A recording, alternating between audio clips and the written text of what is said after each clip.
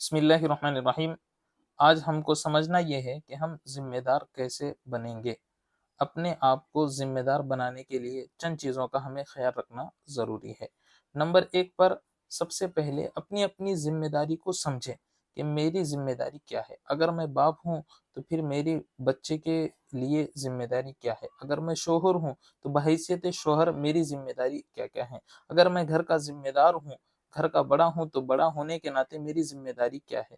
مثال کے طور پہ اگر ایک بچے کے آپ باپ ہیں تو آپ کی ذمہ داری یہ ہے کہ بچے کی تربیت کرنا، بچے کے ساتھ محبت کے رویے سے اس کو سمجھانا، اس کو اچھے اخلاق کی تعلیم دینا، اس کو ادب سکھلانا۔ نمبر 2 پر اگر آپ شوہر ہیں تو بحیثیت شوہر ہونے کی آپ کی ذمہ داری یہ ہے کہ آپ اپنی بیوی کا خیال رکھیں، بیوی کے ساتھ محبت کا برتاؤ کریں۔ بیوی سے اگر کوئی غلطی ہو جائے تو یہ سمجھے کہ یہ کم عقل ہے، حدیث میں ان کو ناقصات العقل کہا گیا ہے، اس لیے ان کی کمزوریوں کو معاف کرے، یہ نہیں کہ ان کی کمزوریوں کو اچھالے۔ دوسرے نمبر پر آپ کو ان ذمہ داریوں کو نبھانے کی فکر کرنا ہے جس کو احساس ذمہ داری کہتے ہیں۔ اگر احساس ذمہ داری آپ کے اندر آ گئی تو آپ ذمہ دار بننے کے بہت زیادہ قریب ہیں۔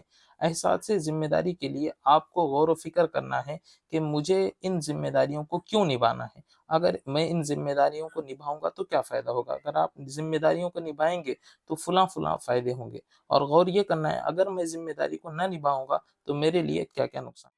آپ نے یہ مثال تو سنی ہوگی کہ ایک شخص تھا، اس کے 2 بیٹے تھے، ایک چھوٹا ایک بڑا۔ تو اس نے بڑے بیٹے کو پانی لانے کے لیے کہا، اس نے پانی لانے سے انکار کر دیا۔ چھوٹے بیٹے کو کہا تو چھوٹے بیٹا فوراً تیار ہو گیا اور پانی لانے کے لیے چلا گیا۔ تو راستے میں واپس آتے ہوئے اس کے ہاتھ سے وہ گلاس گر گیا اور ٹوٹ گیا، پانی بھی گر گیا اور اس کے کانچ کے ٹکڑے اس کے پیر کو لگ گئے۔ تو باپ نے بیٹے کو سمجھاتے ہوئے کہا، دیکھ اگر تو اپنی ذمہ داری نبھاتا تو یہ پانی کا گلاس نہیں ٹوٹتا، اس کے وجہ سے جو کانچ اس کے پیر کو چبھے ہیں وہ بھی نہ چبھتے۔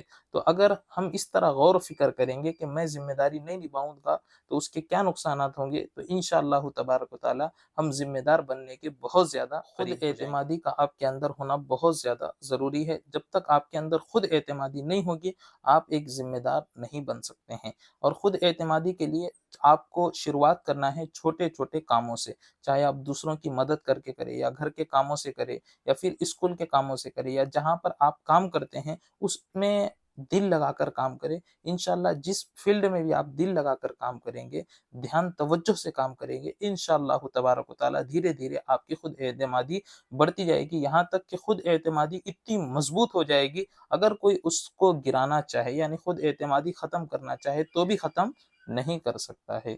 اس لیے کوشش اس بات کی کرے کہ خود اعتمادی کے لیے چھوٹے چھوٹے کام سے شروعات۔ بات بھی ذہن میں رکھے کہ جب آپ ایک ذمہ دار بن جائیں گے یا ذمہ دار بننے کے قریب ہوں گے آپ کو بہت زیادہ مشکلات کا سامنا کرنا پڑے گا۔ اس کے لیے آپ کو کرنا یہ ہے کہ نمبر 1 پر اس مشکل کو مشکل نہیں سمجھنا ہے۔ اگر آپ مشکل کو مشکل سمجھیں گے تو اس کا حل کبھی آپ تلاش نہیں کریں گے۔ مشکل کو مشکل مت سمجھو بلکہ اس کا حل تلاش کرنے کی فکر کرو۔